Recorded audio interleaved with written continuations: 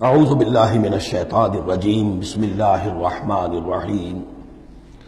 اب ایک اور رکاوٹ جو ہوتی ہے اس راستے پر چلنے میں، راستہ یہ کیا ہے، اس کی ہدف آگے آ جائے گا۔ جہاد اور قتال اور انفاق کس کام کے لیے ہے، یہ اس سورہ مبارکہ کا کلائمیکس ہوگا جو آگے آئے گا۔ لیکن ایک اور رکاوٹ جو آتی ہے، یہ تکلیف آ جائے گی، یہ مصیبت آ جائے گی، یہ مسئلہ پیدا ہو جائے گا، یہ مشکل ہو جائے گی، یہ سارے خوف۔ وَلَنَبْلُوَنَّكُمْ بِشَيْءٍ مِّنَ الْخَوْفِ وَالْجُوعِ وَنَقْصٍ مِّنَ الْأَمْوَالِ وَالْأَنفُسِ وَالثَّمَرَاتِ لَتُبْلَوُنَّ فِي أَنفُسِكُمْ وَأَمْوَالِكُمْ وَلَتَسْمَعُنَّ مِنَ الَّذِينَ أُوتُوا الْكِتَابَ مِن قَبْلِكُمْ وَالَّذِينَ أَشْرَكُوا أَذًى كَثِيرًا۔ آزمایا تو جائے گا۔ اب اس کے لیے بتایا کہ ایک بہت بڑا نسخہ دیا جا رہا ہے۔ مَا أَصَابَ مِن مُّصِيبَةٍ فِي الْأَرْضِ وَلَا فِي أَنفُسِكُمْ، نہیں پڑتی کوئی پڑنے والی، کوئی تکلیف، کوئی مصیبت، کوئی آزمائش، کوئی رنج دہ چیز، تکلیف دہ شے، مگر الا فی کتاب من قبل ان نبرأ، چاہے وہ مصیبت تمہاری اپنی جان پر ہو یا پوری زمین پر ہو۔ وہ بڑے پیمانے پر آیا، سیلاب آیا، زلزلہ آ گیا، ایک انسان کی اپنی ذاتی زندگی میں آیا، ایکسیڈنٹ کے اندر مجروح ہو گیا، کسی بیماری میں مبتلا ہو گیا۔ ما اصاب من مصیبت فی الارض ولا فی انفسکم الا فی کتاب من قبل ان نبرأ، وہ ایک کتاب میں درج ہے اس سے پہلے کہ ہم اسے ظاہر کریں۔ ان ذالک علی اللہ یسیر، یہ اللہ پر بہت آسان ہے۔ اللہ کا علم جو ہے اتنا محیط ہے ما کانا و ما یکون کو، کہ جو کچھ ہونا ہے اس کے علم میں تو پہلے سے موجود ہے۔ تو تم اسے بڑا عجیب سمجھو گے، بہت مشکل سمجھو گے، اللہ پر یہ آسان ہے۔ یہ بات تمہیں کیوں بتا دی گئی، اس کا ایک نتیجہ نکلنا چاہیے۔ لِكَيْ لَا تَأْسَوْا عَلَىٰ مَا فَاتَكُمْ، تم افسوس نہ کیا کرو، مایوس نہ ہو جایا کرو اس چیز پر جو تمہارے ہاتھ سے جاتی رہے۔ حوادث سے، دنیا سے کوئی چیز اگر ہاتھ سے نکل گئی، موقع ہاتھ سے نکل گیا، اب بیٹھے پچھتا رہے، پیچ و تاب کھا رہے، میں اگر اس وقت یہ کام نہ کرتا، سیدھا چلا جاتا تو میرا کام بن جاتا، یہ نہ ہوتا، اس نے یہ کام رکاوٹ نہ ڈالی ہوتی تو یہ میرا کام بن جاتا۔ سوائے وہ پیچ و تاب کے کچھ حاصل نہیں۔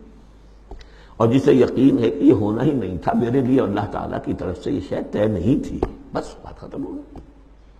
اور اس کے میرے ہاتھ سے نکل جانے ہی میں کوئی خیر ہے۔ عسیٰ ان تحبوا شیئا وہو شر لکم وعسیٰ ان تکرہوا شیئا وہو خیر لکم واللہ یعلم وانتم لا تعلمون۔ میں تو جانتا نہیں، اللہ جانتا ہے۔ ما اصاب من مصیبت فی الارض ولا فی انفسکم الا فی کتاب من قبل ان نبرأ ان ذلک علی اللہ یسیر لکی لا تأسوا علی ما فاتکم ولا تفرحوا بما آتاکم۔ جو کچھ اللہ تمہیں دے دے اس پر اترایا مت کرو، اس لیے کہ وہ بھی آزمائش ہے۔ جو دیا ہے تمہیں اس میں آزمائش ہے، اس کو اکاؤنٹ فار کرنا پڑے گا، وہ لائبلٹی ہے۔ آپ کو معلوم ہے بیلنس شیٹ جب بنتی ہے تو جو کیپٹل ہوتا ہے وہ لائبلٹیز کے کھاتے میں آتا ہے۔ اتنا مال تھا تمہارے پاس، اب بتاؤ نا کیا کیا تم نے اس میں۔ تو اللہ جو کچھ دیتا ہے وہ لائبلٹی ہے، اس کو اکاؤنٹ فار کرنا ہوگا قیامت کے دن۔ تمہیں اتنا مال دیا تھا میں نے، تم نے کیا کیا؟ تمہیں اتنی ذہانت میں نے دی تھی، تم نے کہاں لگائی؟ یہ صلاحیتیں میں نے دی تھی، کہاں خرچ کی؟ دنیا بنانے میں یا آخرت بنانے میں؟ باطل کے نظام کی چاکری کرنے میں؟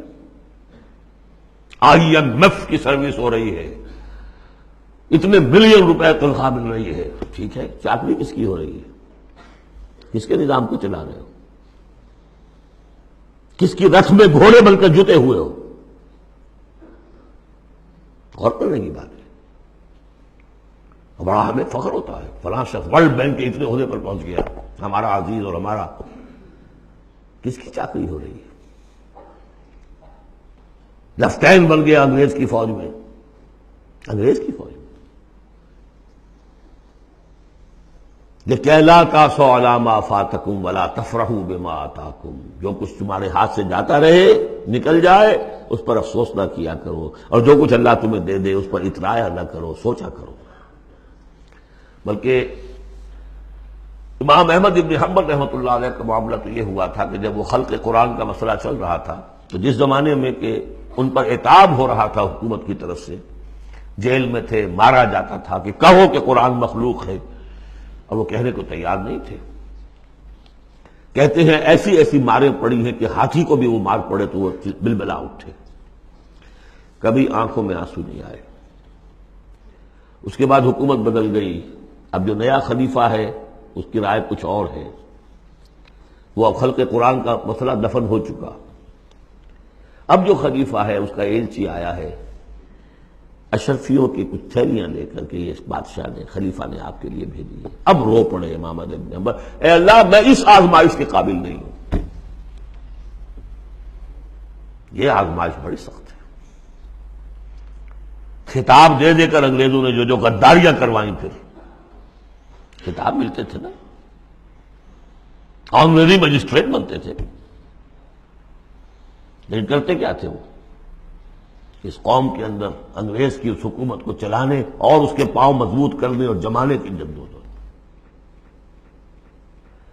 لِكَيْ لَا تَأْسَوْا عَلَىٰ مَا فَاتَكُمْ وَلَا تَفْرَحُوا بِمَا آتَاكُمْ وَاللَّهُ لَا يُحِبُّ كُلَّ مُخْتَالٍ فَخُورٍ، اللہ کو بالکل پسند نہیں ہے اترانے والے اور فخر کرنے والے۔ الَّذِينَ يَبْخَلُونَ، اور ظاہر بات ہے کہ جو مال کے اوپر اترائے گا وہ مال کو سنبھال کر رکھے گا، اسی کی بنیاد پر تو ہے اس کی اکڑ۔ الذین یبخلون ویامرون الناس بالبخل، جو خود بھی بخل سے کام لیتے ہیں اور لوگوں کو بھی بخل کا مشورہ دیتے ہیں کہ میاں ذرا ہاتھ روکو، روک کے رکھو، کیا کر رہے ہو؟ تم نے دونوں ہاتھ کھلے چھوڑ دیے ہیں، پتہ نہیں ہے تمہارے ہاں 4 بیٹیاں بھی ہیں، ان کے ہاتھ پیلے کرنے ہیں کہ نہیں؟ کہاں تم اللہ کے لیے اور اللہ کے دین کے لیے سب کچھ خرچ کرنے کے در پہ ہو گئے؟ وَمَن يَتَوَلَّ فَإِنَّ اللَّهَ هُوَ الْغَنِيُّ الْحَمِيدُ، اور جو کوئی رخ پھیر لے گا، منہ موڑ لے گا، تو اللہ تعالیٰ تو غنی ہے اور حمید ہے، اسے کسی کے احتیاج نہیں ہے، وہ ستودہ صفات ہے۔ صدق اللہ العظیم۔